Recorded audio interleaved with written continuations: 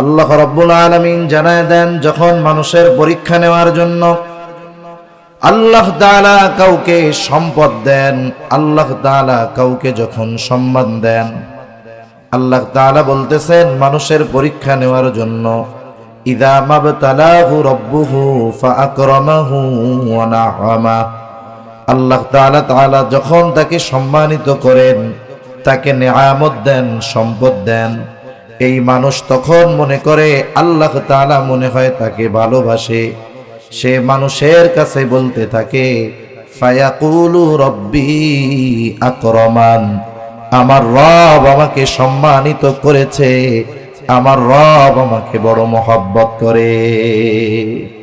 সে বলে যে আমাকে আমার রব সম্মানিত করছে। সমাজে অনেক মানুষ দেখবেন নাফরমানি করে, নামাজ কালামের খবর নাই, কিন্তু টাকা পয়সার মালিক হইছে। ও আয়েশা কি কয়, আল্লাহ আমারে খুব ভালোবাসে, যে টাকার সম্মান দিয়েছে এটা আমি কল্পনাও করি নাই।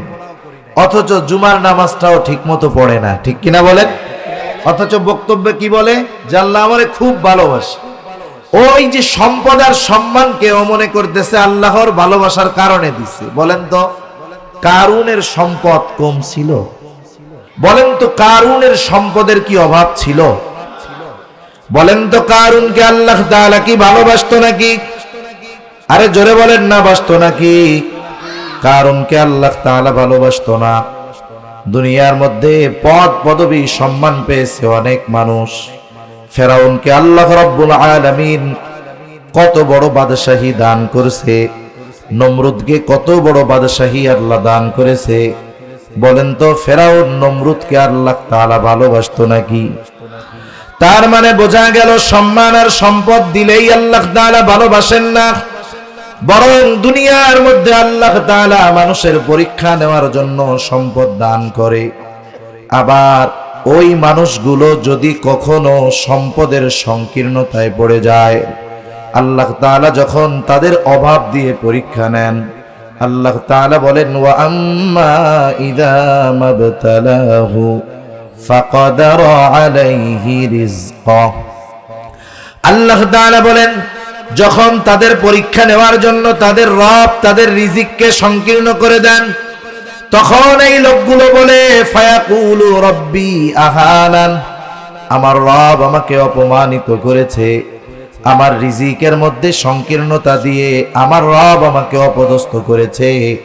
তার মানে সে রিজিক সংকীর্ণতার কারণ হিসাবে আল্লাহ রাব্বুল আলামিনকে দায়ী করে। তার রিজিক সংকীর্ণতার কারণ হিসাবে সে দোষারোপ করে কাকে? তাহলে ওই মানুষগুলোকে যখন আল্লাহ তাআলা পরীক্ষা নেওয়ার জন্য সম্পদের মধ্যে সংকীর্ণতা দেন, তারা দোষ দেয় কাকে? জবাব নেই। কাকে? আল্লাহকে দোষারোপ করে। বলেন তো আমার আপনার ব্যাপারে কেউ যদি এমন কোন বিষয়ে দোষ দেয় যেই বিষয়ের সাথে আমরা জড়িত নই, এই রকম কোন বিষয়ের অপবাদ দোষারোপ যদি আমাকে আপনাকে করে, আমি আপনি বৈশা থাকবো না? জবাব দিব। আমরা অবশ্যই জবাব দিব যে তুমি যে ওই কারণে আমাকে দোষ দিচ্ছ, আমি তো দোষী নয়, বরং তুমি কোন কারণে ওই কাজের মধ্যে পতিত হইছো, তোমার ওই পরিণতি হয়েছে। আমার যদি কারণ জানা থাকে আমি আপনি, তাহলে ওই ব্যক্তির কথার জবাবে কারণগুলো উল্লেখ করব, ঠিক কিনা বলেন? কাউকে যদি কোনো বিষয়ে কেউ অপবাদ দেয়, তাহলে সেই বিষয়ের জবাব দিতে হয়। ওই ব্যক্তি বলতেছে যে আমার রব আমার রিজিক সংকীর্ণ করার মাধ্যমে আমাকে অপমানিত করেছে। আল্লাহ রাব্বুল আলামিন এইবার ওই মানুষগুলোর কথার জবাবে বলেন কাল্লা, কখনো নয়। তোমরা যে তোমাদের রিজিক সংকীর্ণতার কারণ হিসাবে আমি আল্লাহকে দোষারোপ করতেছো, এটা কখনো সঠিক নয়। তাহলে কেন তোমাদের রিজিকের মধ্যে সংকীর্ণতা? আল্লাহ রাব্বুল আলামিন এইবার ওই মানুষগুলোর তথা রিজিক সংকীর্ণতার চারটি কারণ আল্লাহ তাআলা উল্লেখ করেন। কয় কারণ? আরো জোরে, কয় কারণ? তাহলে আমার আলোচনার বিষয় হলো যে মানুষের রিজিক সংকীর্ণতা কেন আসে, কোন কারণে মানুষ দুনিয়ার জমিনে রিজিক সংকীর্ণতায় পড়ে। এখানে কি কেউ আছেন যে সে চায় দুনিয়ার জগতে আমি রিজিক সংকীর্ণতায় পড়ি? কেউ চান? কেউ চান? জোরে বলেন। তাহলে এই কথাগুলো আমাদের জন্য দুনিয়ার জন্য হলেও জরুরি। আখেরাতের কথা ওটা তো পরবর্তী মৃত্যুর পরে, অনেক সময় ওইটারে আমরা বাকি মনে করি। তাইলে দুনিয়ার জমিনে যেন কষ্ট না হয়, রিজিক সংকীর্ণতায় যেন পড়তে না হয়, এই জন্য এই বিষয়গুলো জানার দরকার আছে না নাই? আল্লাহ রাব্বুল আলামিন এক নম্বরে বলেন কেন রিজিকের সংকীর্ণতা আসে। আল্লাহ তাআলা বলেন কাল্লা বাল্লা তুকরিমুনাল ইয়াতীম। আল্লাহ রাব্বুল আলামিন বলেন বরং তোমাদের রিজিক সংকীর্ণতার এক নম্বর কারণ হলো তোমরা ইয়াতীমদেরকে সম্মান করো না। ইয়াতীমদের সম্মান করার অর্থ কি? মুফাসসিরিনে কেরাম বলেন ইয়াতীমদের সম্মান করার অর্থ হলো ইয়াতীমের হক যথাযথভাবে আদায় করা, ইয়াতীমের সাথে সদাচরণ করা, ইয়াতীমের সাথে ভালো ব্যবহার করা। এটা হলো ইয়াতীমকে সম্মান করা। কয়েকটা ধাপে ইয়াতীমের সাথে সদাচরণ হতে পারে। এক নাম্বার, প্রথমত ইয়াতীম হয় দুই ধরনের। কয় ধরনের? একটা হলো সম্পদওয়ালা ইয়াতীম, আর একটা হলো গরিব ইয়াতীম। অনেক ইয়াতীম আছে বাবা দুনিয়া থেকে চলে গেছে, কিন্তু বাবা তার জন্য অনেক সম্পদ, টাকা পয়সা, গাড়ি বাড়ি রেখে গেছে। এমন ইয়াতীম সমাজে আছে না নাই? আর এক ধরনের ইয়াতীম আছে বাবা নাই, সম্পদ নাই। ইয়াতীম সম্পদওয়ালা হোক আর গরিব হোক, সকল ধরনের ইয়াতীমের সাথে সদাচরণ করতে হবে। কারণ একজনের সম্পদ আছে কিন্তু তার বাবা নাই, ইয়াতীম, তার সাথে যদি কেউ খারাপ আচরণ করে তার অন্তরের মধ্যে ব্যথা লাগবে। আহারে, আজকে যদি আমার বাবা আমার পিতা বেঁচে থাকতো তাহলে আমার সাথে কেউ খারাপ আচরণ করতো না। সেজন্য ইয়াতীম যদি সম্পদওয়ালা হয় তার সাথেও ভালো আচরণ, ইয়াতীম যদি গরিব হয় তার সাথেও ভালো আচরণ। কিন্তু আফসোস, সম্পদওয়ালা ইয়াতীমের সাথে অনেক সময় আমরা ভালো আচরণ করি, কিন্তু ইয়াতীম যদি গরিব হয় তাহলে তার সাথে অনেক ক্ষেত্রে আমরা অসৎ আচরণ করি। ঠিক কিনা বলেন? তাহলে প্রথম বিষয়, ইয়াতীম ধনী হোক আর গরিব হোক তার সাথে সর্বহালতে সদাচরণ করতে হবে। ইয়াতীমের সাথে সদাচরণ করলে লাভ কি? রাসূল আকরাম সাল্লাল্লাহু আলাইহি ওয়াসাল্লামের কাছে একজন লোক এসে বলতেছে, ইয়া রাসূলুল্লাহ, আমার অন্তরটা বড় কঠোর হয়ে গেছে, আমার হৃদয়টা বড় শক্ত হয়ে গেছে। নবীজি সাল্লাল্লাহু আলাইহি ওয়াসাল্লামকে বলতেছে, ইয়া রাসূলুল্লাহ, আমাকে এমন আমল শিখায় দেন যে আমলের দ্বারা আমার অন্তরটা নরম হয়ে যাবে। নবীজির জামানায় একজন সাহাবী নিজের ব্যাপারে বলতেছে যে আমার অন্তর কঠোর হয়ে গেছে, কিন্তু এই জামানায় যদি খেয়াল কইরা দেখবেন আমাদের অন্তর এতটা কঠোর হয়ে গেছে যে আমরা অল্প কথাতেই মানুষের সাথে খারাপ আচরণ করি। সামান্য ছোটখাটো বিষয়ের জন্য মানুষকে হত্যা করে ফেলে। রাস্তাঘাটে একজন বিপদে পড়ছে, একটা লোক পুকুরে পড়ে গেছে, সে মারা যাওয়ার মতো অবস্থা, আমাদের উচিত দৌড় দিয়া পানির মধ্যে গিয়ে তাকে উদ্ধার করা। কিন্তু মোবাইল বাইর কইরা আগে ভিডিও করে কারটা বেশি ভাইরাল হবে। ঠিক না? অ্যাক্সিডেন্ট করে রোডে পড়ে গেছে, উচিত হলো তাকে আগে সাহায্য করা, আগে ছবি তুলে আর ভিডিও করে লাইভ দেয় যে দেখেন মাননীয় দর্শকরা, দেখেন এই যে এখানে এমন একটা ঘটনা ঘটছে। অথচ ওই জায়গায় ওই লোকটার মুখে একটু পানি দিতে পারে, টান দিয়ে একটু উঠাইতে পারে, তা না, তার হৃদয়ের মধ্যে তার জন্য মায়া লাগতেছে না, সে আগে ছবি তুলে ফেসবুকে ছাড়ার চিন্তা করে। ঠিক কিনা বলে? আমাদের হৃদয় বড় কঠোর হয়ে গেছে, কঠোর। নবীজির সাহাবী এসে বলতেছে, ইয়া রাসূলুল্লাহ, আমার অন্তর বড় কঠোর হয়ে গেছে, আমাকে একটা আমল শিখিয়ে দেন যে আমলের দ্বারা আমার অন্তরটা নরম হয়ে যাবে। নবীজি সাল্লাল্লাহু আলাইহি ওয়াসাল্লাম বললেন, আমসিহ রাসাল ইয়াতীম ওয়া আতইমিল মিসকিন, যে তুমি যদি তোমার কঠোর হৃদয়কে নরম বানাতে চাও তাহলে ইয়াতীমের মাথায় হাত বুলায় দাও আর মিসকিনদের খানা খাওয়াও। সুবহানাল্লাহ। তাহলে সর্বহালতে ইয়াতীমের সাথে সদাচরণ, ভালো ব্যবহার, ইয়াতীমের সাথে খারাপ আচরণ করা এটা কাফেরদের কাজ। আর ইয়াতীমের সাথে ভালো আচরণ করা এটা নবীজির শিক্ষা, আল্লাহ তাআলার আদেশ। আল্লাহ রাব্বুল আলামিন কোরআনুল কারীমের মধ্যে কাফেরদের সাথে কাফেররা ইয়াতীমদের সাথে কেমন আচরণ করতো আল্লাহ তাআলা কোরআনুল কারীমের মধ্যে জানায় দেন। সূরাতুল মাউনের শুরুতে আল্লাহ তাআলা কাফেরদের কয়েকটা ত্রুটির কথা আল্লাহ তাআলা উল্লেখ করেন। এর মধ্যে একটা হলো আল্লাহ তাআলা বলেন ফাযালিকাল্লাযী ইয়াদউল ইয়াতীম। কাফেররা ইয়াতীমদের সাথে খারাপ আচরণ করে, ঘাড় ধাক্কা দিয়ে বের করে দেয়। আর আল্লাহ তাআলা আমার আপনার নবীজিকে আদেশ করেছেন, নবী আপনি ইয়াতীমদের সাথে কখনো কঠোর ভাষায় কথা বলবেন না। সুবহানাল্লাহ। সূরাতুদ দুহা, এই সূরার মধ্যে আল্লাহ সুবহানাহু ওয়া তাআলা রাসূল আকরাম সাল্লাল্লাহু আলাইহি ওয়াসাল্লামকে কয়েকটা নেয়ামত প্রদানের কথা উল্লেখ করার পর কয়েকটা আদেশ করছেন। তিনটা নেয়ামতের কথা উল্লেখ করছেন। এই নেয়ামতের বিপরীতে আল্লাহ তাআলা তিনটা আদেশ আল্লাহ তাআলা করেছেন। এই সূরার সংক্ষিপ্ত শানে নুজুল হলো রাসূল সাল্লাল্লাহু আলাইহি ওয়াসাল্লামের কাছে কিছুদিন জিবরাইল আলাইহিস সালাম ওহী নিয়ে আসেন নাই। পাশের একজন দুষ্টু মহিলা বলা শুরু করছে যে দেখো মুহাম্মাদের খোদা মুহাম্মাদকে ছেড়ে দিয়েছে, ওর কাছে সেই শয়তানটা আর আসে না। নাউজুবিল্লাহ। জিবরাইল আলাইহিস সালাম শয়তান বলতেছে আর কি, যে দেখ মুহাম্মাদের খোদা মুহাম্মাদকে ছেড়ে দিছে, কোন কারণে? দেখ তার কাছে আর ওই শয়তানটা মানে জিবরাইল আলাইহিস সালাম আর আসে না। নবীজি অসুস্থ, ওহী কিছুদিন আসা বন্ধ। এ কথা যখন বলছে নবীজির মনেও তো খারাপ লাগছে।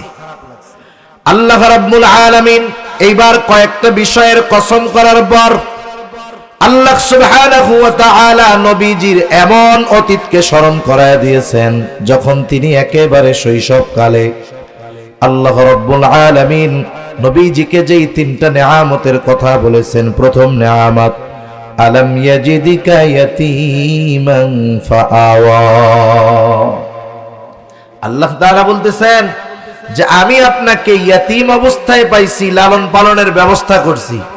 ওই সময় আমি আপনাকে ছাড়ি নাই, আর নবুয়ত দেওয়ার পরে আমি আপনাকে ছেড়ে দিব, এটা হতে পারে না।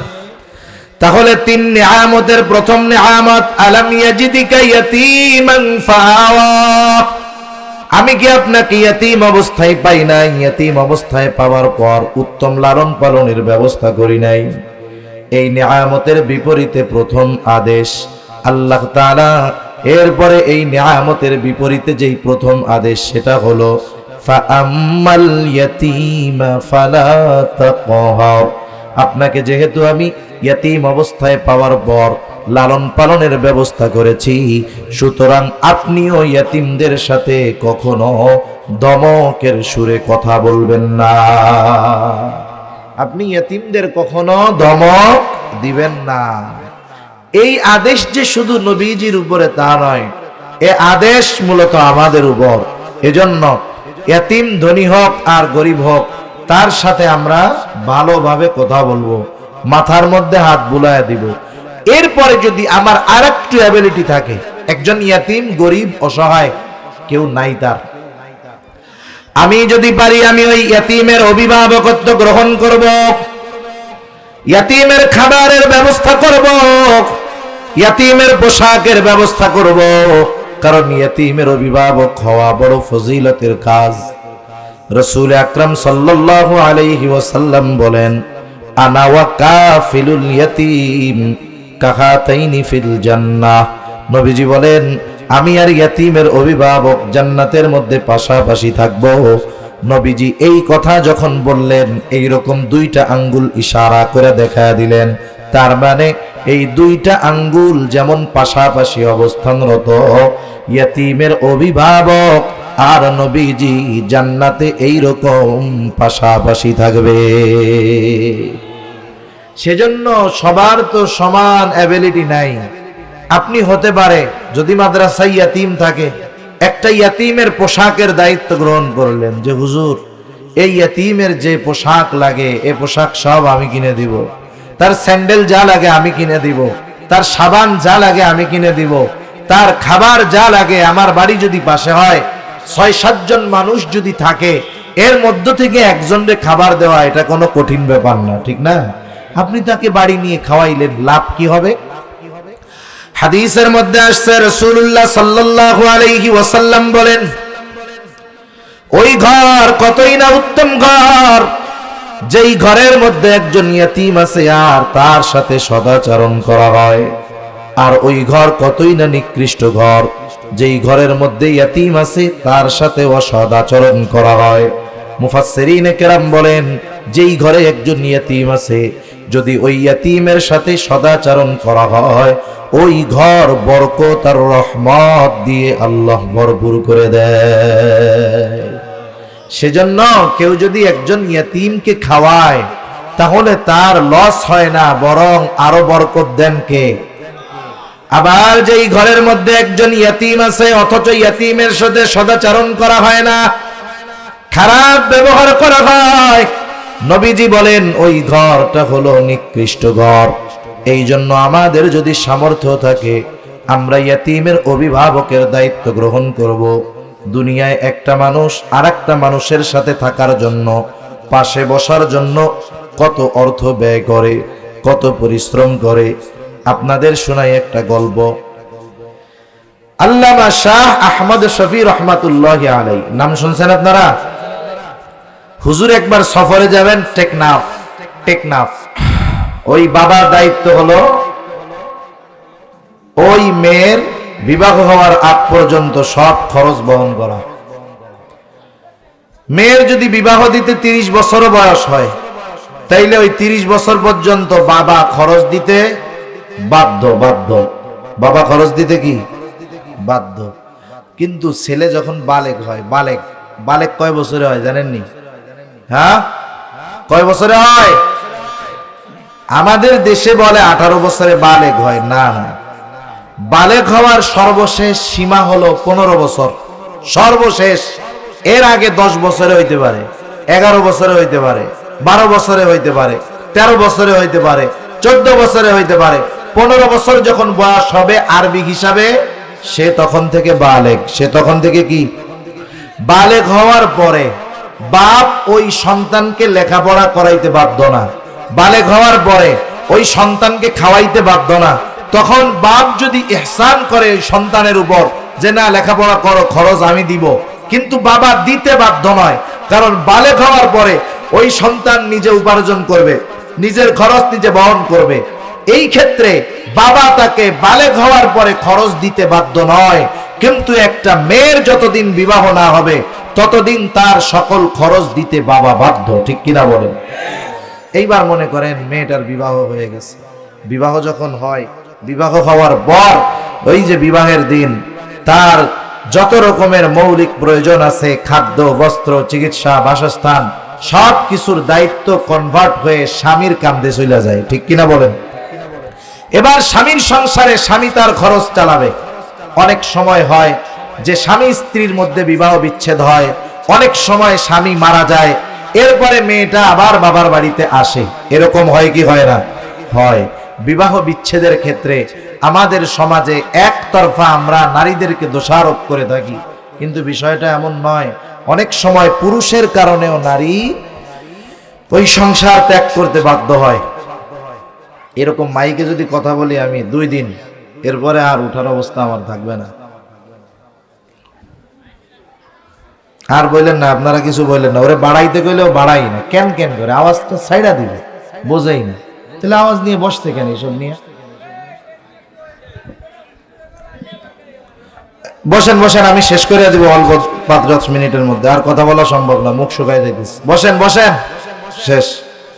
তাহলে দেখেন, যখন ওই মেয়েটা ওই স্বামীর সাথে তার বিবাহ বিচ্ছেদ হলো অথবা স্বামী মারা গেল, মারা যাওয়ার পরে সে যখন বাবার বাড়িতে আসে, আমরা একতরফা ভাবে নারীদেরকে দোষারোপ করি। অনেক সময় অনেক নারী সংসার ছাড়তে বাধ্য হয়। মনে করেন মেয়েটা দিনদার, মুত্তাকি, পরহেজগার, এই মেয়েটার বিবাহ হয়েছে একটা খারাপ ছেলের সাথে, মাদকাসক্ত ছেলের সাথে, বেনামাজির সাথে, পরনারী আসক্তর সাথে, বলেন তো ওই ফ্যামিলিতে একজন দিনদার মেয়ে সংসার করতে পারবে? আরে জোরে বলেন না, পারবে? এখন বলেন, এই কারণে হয়তো মেয়েটা ওই স্বামীর ঘর ত্যাগ করে ছাড়াছাড়ি হয়ে বাড়িতে আসলো। কিন্তু আমরা কারণ যাচাই বাছাই না করে একটা মেয়েকে একতরফা ভাবে আমরা দোষারোপ করতে থাকি, এটা কিন্তু কখনোই কাম্য নয়। এরপরে যদি এমন হয় বিবাহ বিচ্ছেদের পর যদি কোনো মেয়ে বাবার বাড়িতে পুনরায় আসে, তাহলে ওই বাবা কখনো ওই মেয়েটাকে বোঝা মনে করতে পারবে না, ওই মেয়েটার ব্যাপারে কোনো খারাপ দৃষ্টিভঙ্গি রাখতে পারবে না, বরং পুনরায় বিবাহ হওয়ার আগ পর্যন্ত ওই মেয়েটার যত খরচ বহন করা লাগবে সেটাও বাবা বহন করতে বাধ্য। এরপরে মনে করেন বিবাহ বিচ্ছেদ হয় নাই, সংসার জীবন চলতেছে, একটা সময় তার সন্তান হলো, সন্তানেরা বড় হলো, স্বামী মারা গেল।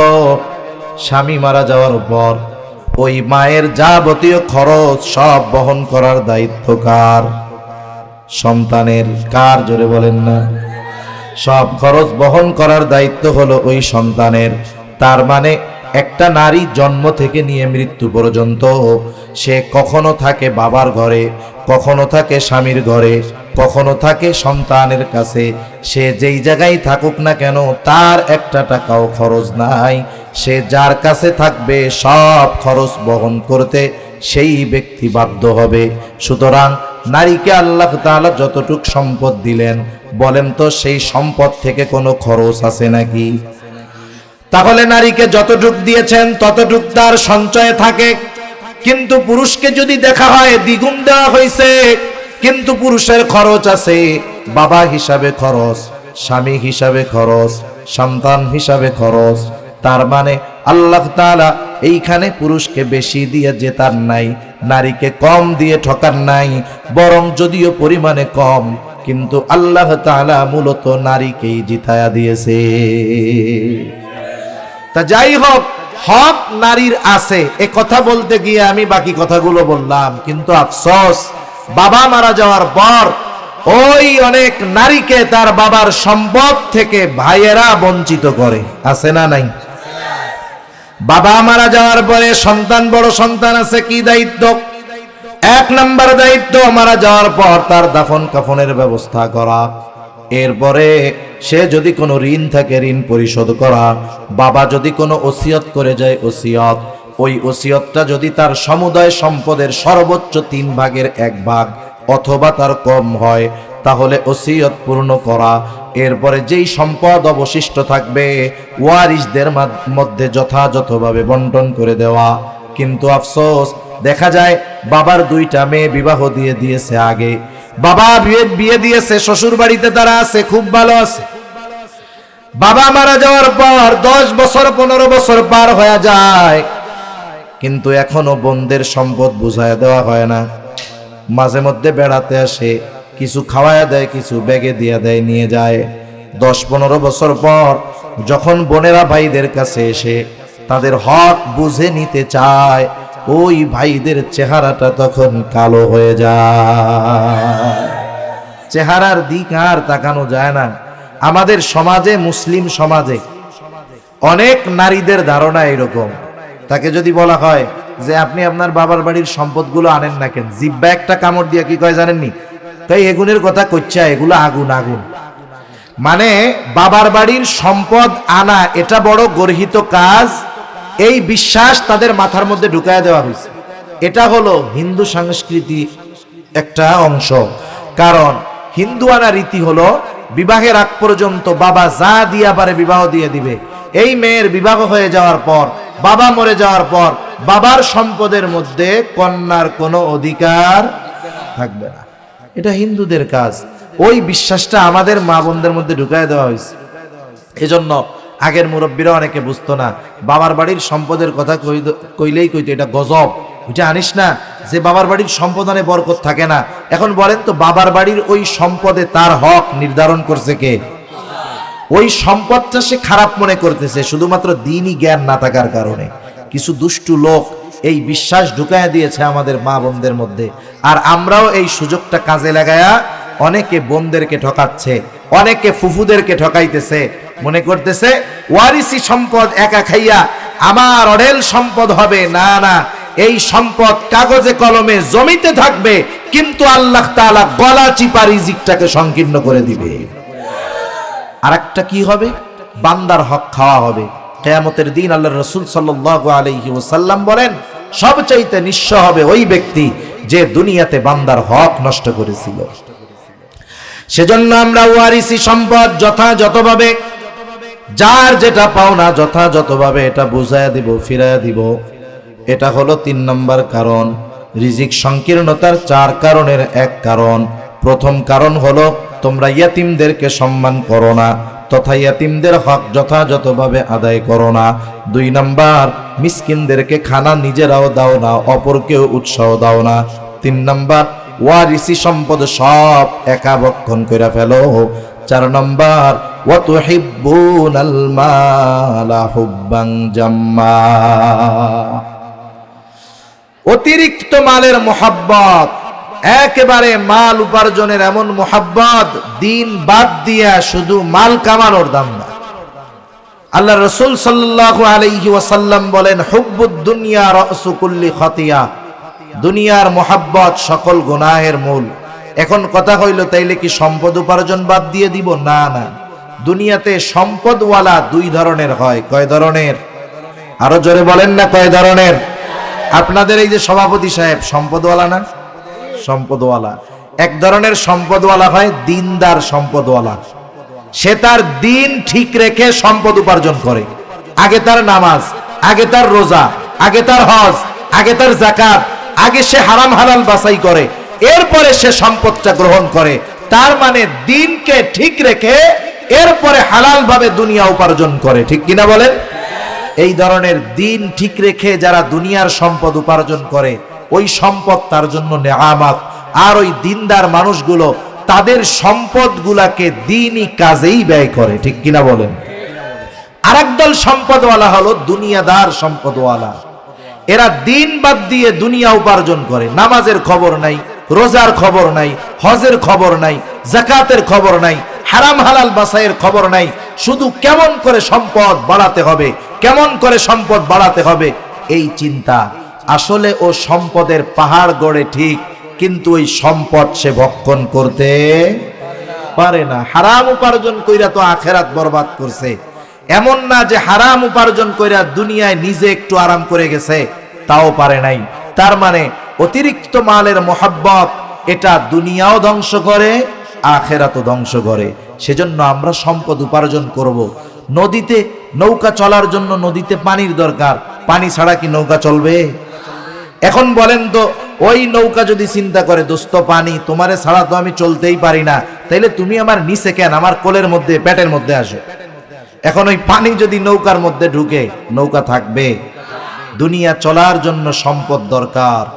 ওই নৌকা চলার জন্য যেমন পানি দরকার, নৌকার মধ্যে পানি যখন ঢুকে তখন নৌকা ধ্বংস হয়।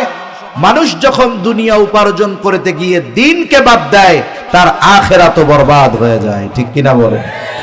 এজন্য আমরা মালের মোহাব্বত অন্তরে ঢুকাবো না।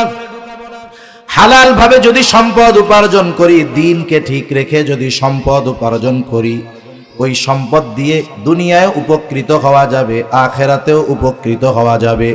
আর যদি দিন বাদ দিয়ে সম্পদ উপার্জন করি, টাকা পয়সা ব্যাংক ব্যালেন্স থাকবে, কিন্তু খাওয়ার মতো কোনো সুযোগ থাকবে না। কারণ আমরা বলি আমার আমার আমার, আমার সম্পদ কোনটা? যেটা আমি খাইলাম, যেটা আমি পড়লাম, যেটা আমি দান সদকা করলাম, ওইটাই আমার।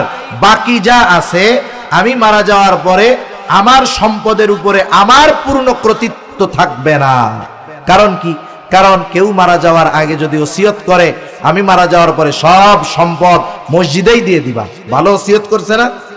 সন্তানেরা এই ওসিয়ত মানতে বাধ্য না। না, সমুদায় সম্পদের ওসিয়ত করলে সন্তানেরা মানতে বাধ্য না।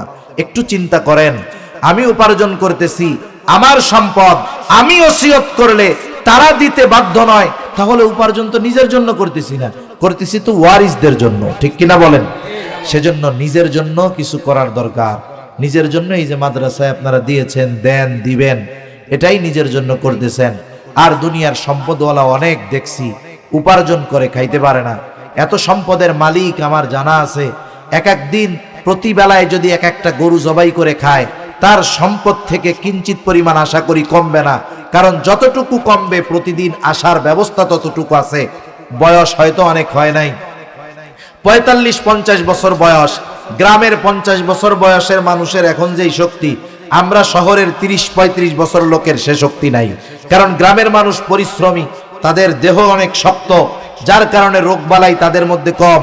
এই 45-50 বছরের মানুষ এমন রোগ হইছে, আর এরা অল্প একটু হইলেই ভয় পায় বেশি। করোনার সময় দেখছেন না, ধরার আগেই ওরা কাট। কিন্তু গ্রামের মানুষ ওগুলো তোয়াক্কা করে নাই। এই যে অল্পতেই কাট, অল্প হইছে ভয়ে ডাক্তারের কাছে চলে যায়। মানুষ যখন কোনো জিনিসকে বেশি ভয় পায় তখন তার রোগ প্রতিরোধ ক্ষমতা কমে যায়।